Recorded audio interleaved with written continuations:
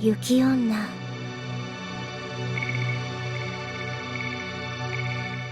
昔、ある村に、模索と美濃吉という二人の木こりが住んでいました。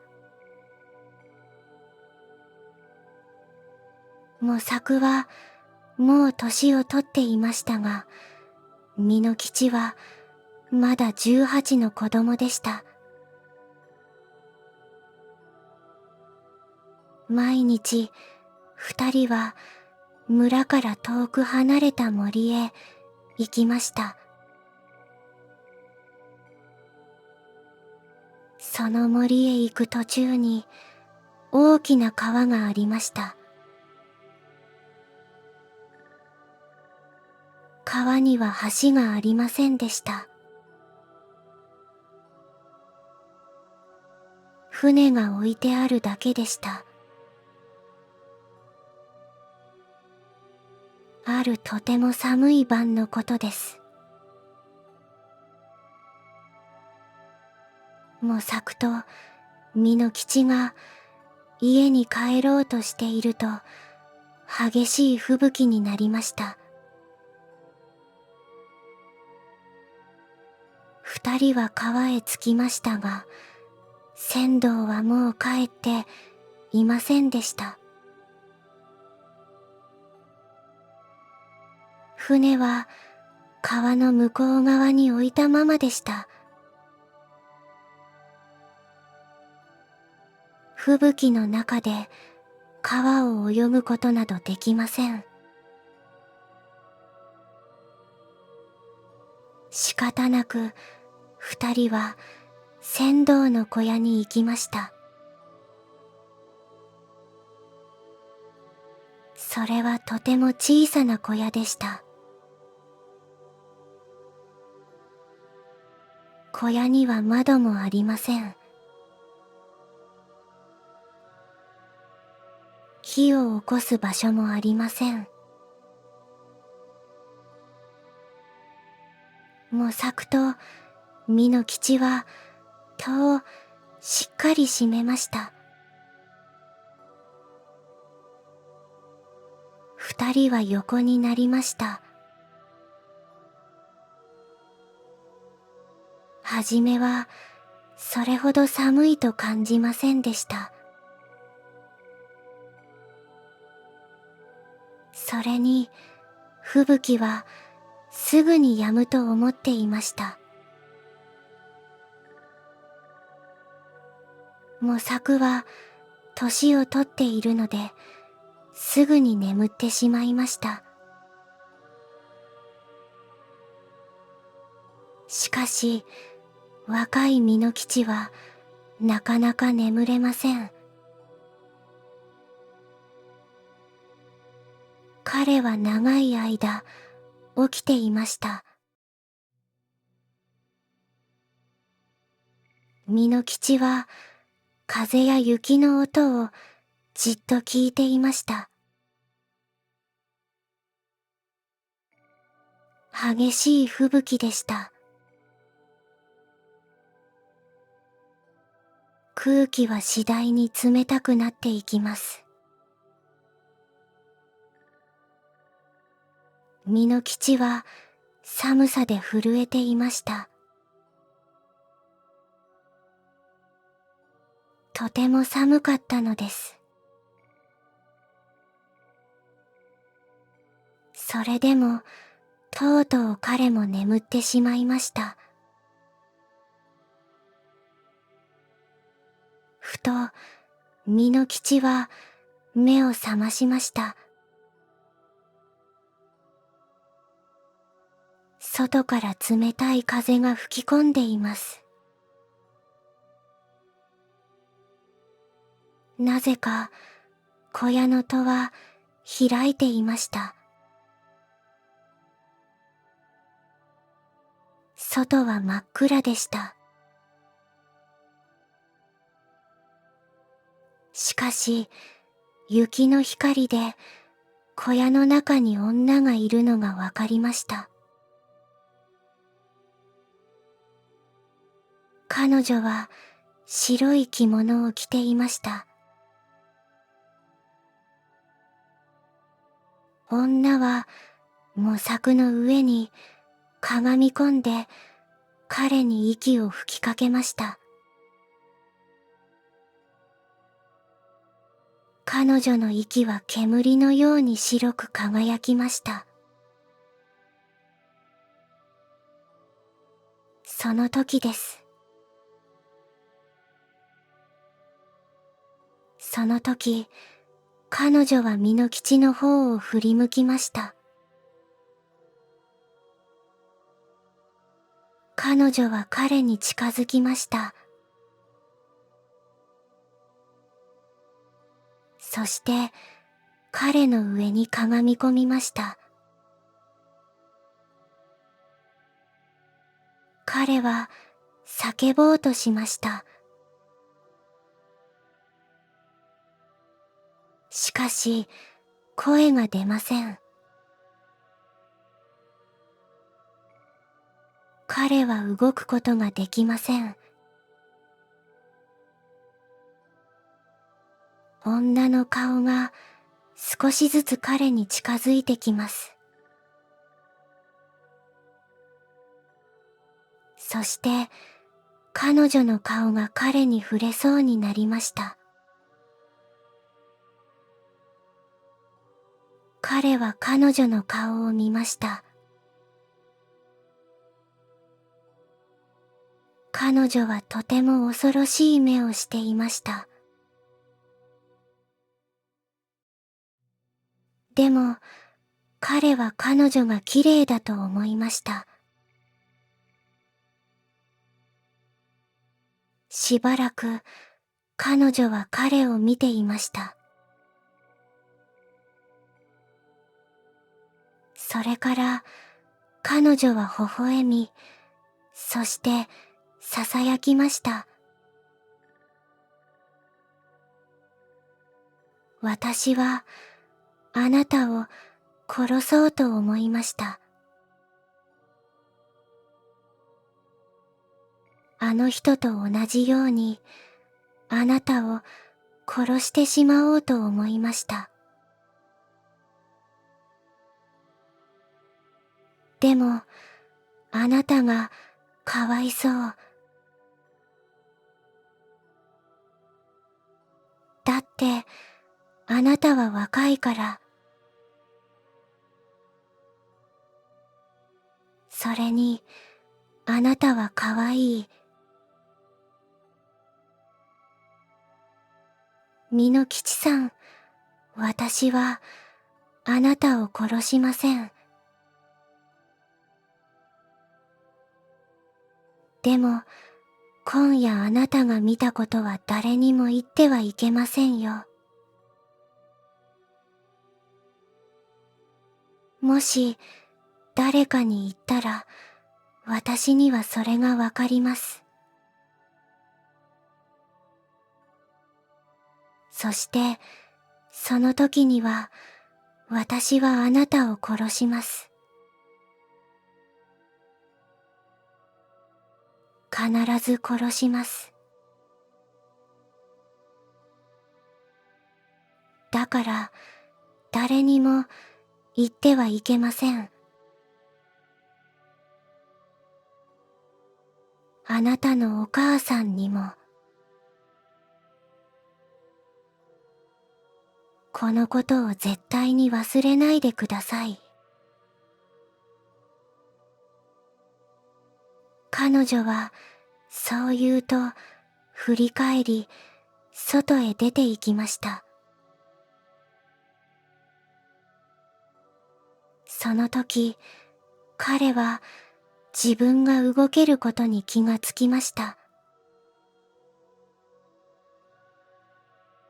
彼はすぐに起き上がって外を見ました。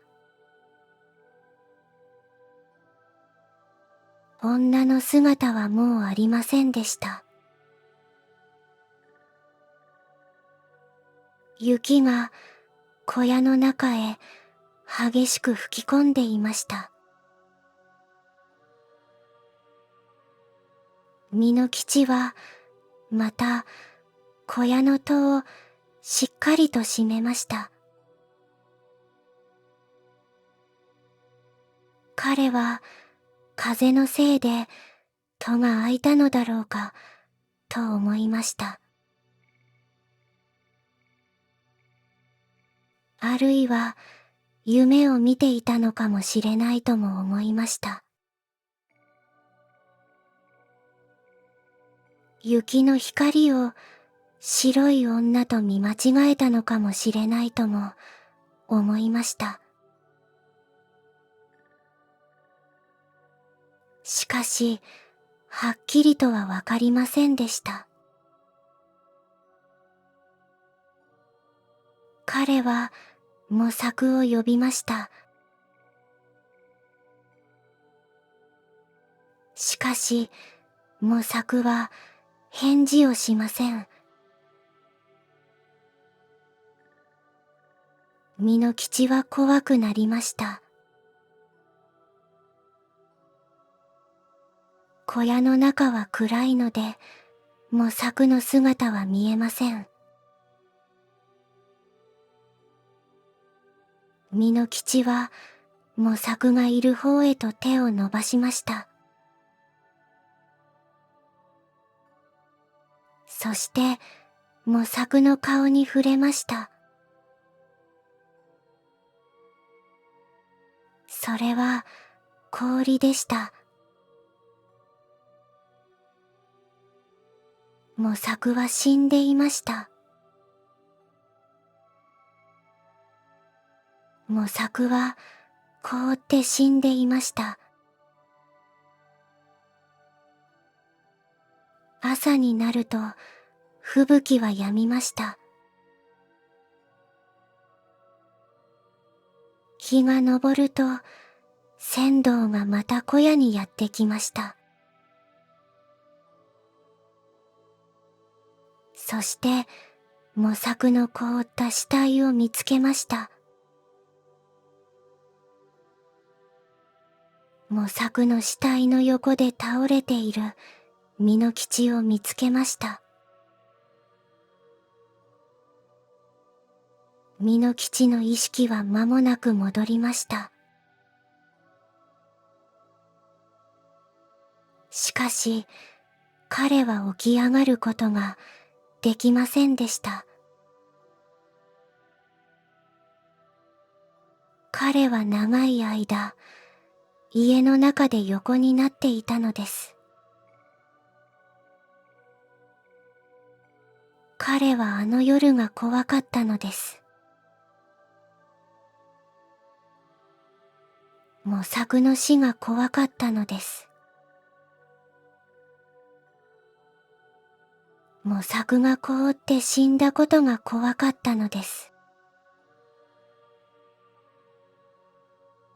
美濃吉はあの怖い夜のことを忘れることができませんでした。しかし、彼は白い女のことについては何も言いませんでした。白い女を見たことについては誰にも言いませんでした。美濃吉はまた元気になりました。彼は元気になるとまた仕事を始めました。毎朝彼は一人で森へ行きました。そして夕方になると切った木をたくさん担いで帰ってきました。彼はその木を売りました。母も彼が木を売るのを手伝ってくれました。次の年の冬のある晩のことです。美濃吉は家に帰る途中で偶然一人の女に会いました。その女は旅をしていました。彼女は背が高く、とても痩せていました。とても綺麗な女の子でした。美濃吉が挨拶すると、彼女は返事をしました。とても美しい声でした。まるで鳥の鳴き声のような美しい声でした。二人は並んで歩きました。二人は話を始めました。彼女はおゆきという名前の女の子でした。彼女は自分のことを話しました。最近両親が亡くなったこと。これから江戸へ行くこと。そこに貧しい親戚がいること。彼らに仕事を探してもらうこと。その女の子はそんなことを話しました。美濃吉はすぐにその女の子が好きになりました。彼女は見れば見るほど綺麗に見えたのです。彼は彼女に誰かと結婚の約束をしているかと尋ねました。彼女は微笑みながらいいえと答えました。すると今度は彼女が美濃吉に尋ねました。誰かと結婚しているか、誰かと結婚の約束をしているかと尋ねました。美濃吉は答えました。まだ私は若い。だから結婚のことは考えたことがない。私は今、母と二人で暮らしている。家族は二人だけだ。こんなことを話した後、二人はしばらく黙って歩きました。もう二人は話をしなくても、相手の気持ちがわかっていました。村に着く頃には、二人とも相手のことがとても好きになっていました。美濃吉はおゆきにしばらく自分の家に泊まっていくように言いました。彼女はしばらくは恥ずかしそうにしていました。でも彼女は彼について彼の家に行きました。彼の母はおゆきを見てとても喜びました。彼の母はおゆきのために温かい食事を用意しました。おゆきはとてもおとなしい女の子でした。だから、美濃吉の母はすぐに彼女が好きになりました。美濃吉の母も彼女にしばらく家に泊まっていくように勧めました。おゆきはしばらく美濃吉の家にいました。そして結局彼女はもう江戸へは行かないことにしました。彼女は美濃吉と結婚したのでした。おゆきはとてもよく働きました。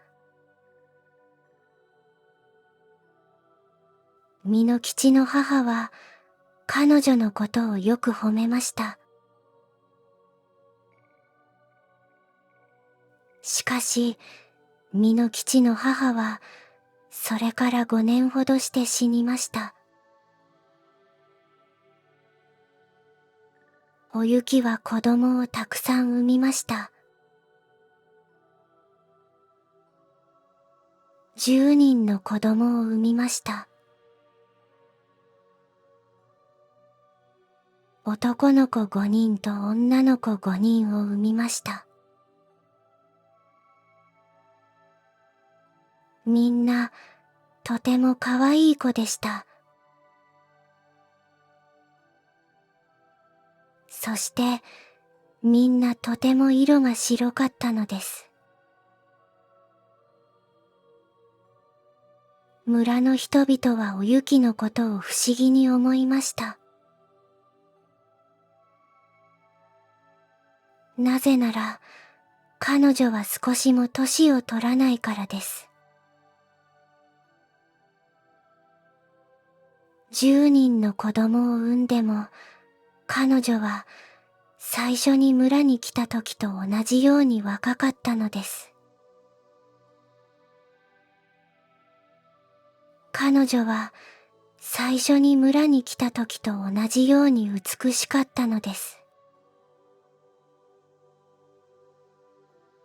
村の人々はそのことを不思議に思いました。ある晩のことです。子供たちはみんな寝ました。おゆきはあんどんの明かりで仕事をしていました。彼女は針と糸で子供の服を縫っていました。その時、美濃吉は彼女を見ながら言いました。お前がそうして明かりの中で仕事をしているのを見ると、昔起きた不思議なことを思い出す。それは私が18の時だった。私はその時、今のお前のように綺麗な、そして色の白い女を見た。その女はお前にそっくりだった。おゆきは針と糸で仕事をしながら、美濃吉の方を見ようともせずに答えました。ねえ、その人の話を教えて、その人にどこで会ったの？そこで、美濃吉は、あの恐ろしい夜の話を始めました。吹雪の夜の話を始めました。船頭の小屋で起きたことを彼女に話し始めました。白い女性が小屋の中に入ってきたこと。その女性が模索の上にかがみ込んだこと、その女性が美濃吉に近づいてきたこと、その女性が彼に微笑みながら囁いたこと、模索が凍って死んでいたこと、美濃吉は言いました。お前のように美しい女性を見たのはあの時だけだ。もちろん、それは人ではなかった。私はその女が怖かった。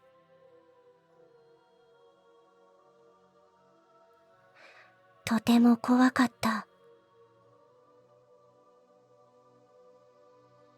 でも、その女はとても美しかった。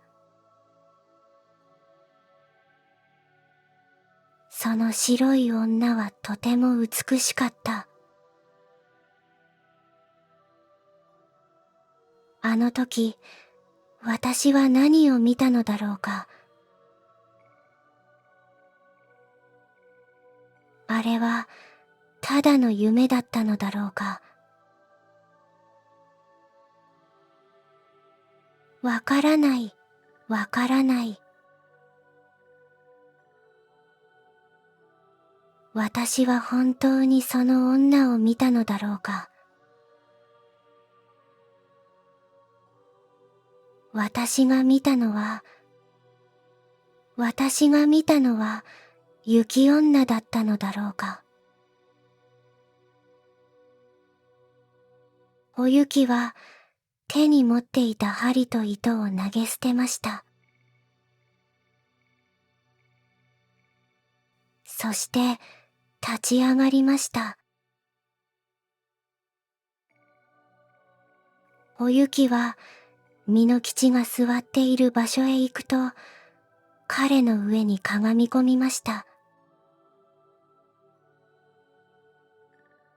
彼女は彼に向かって叫びました。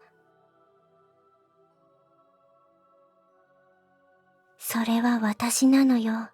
私なの。それは私なの。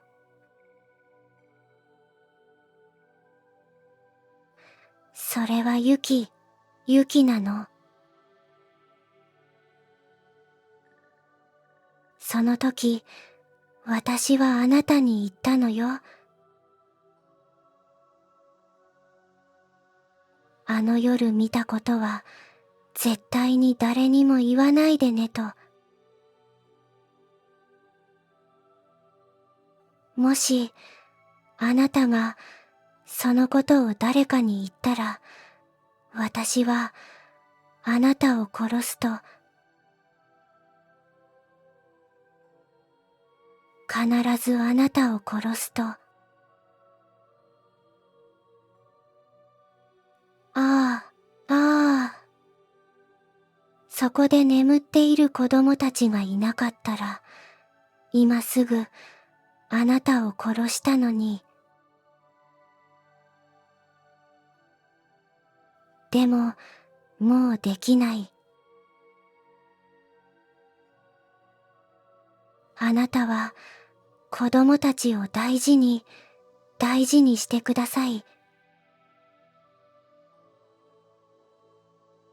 もし、子供たちに何かあったら、その時は、私は、あなたを殺します。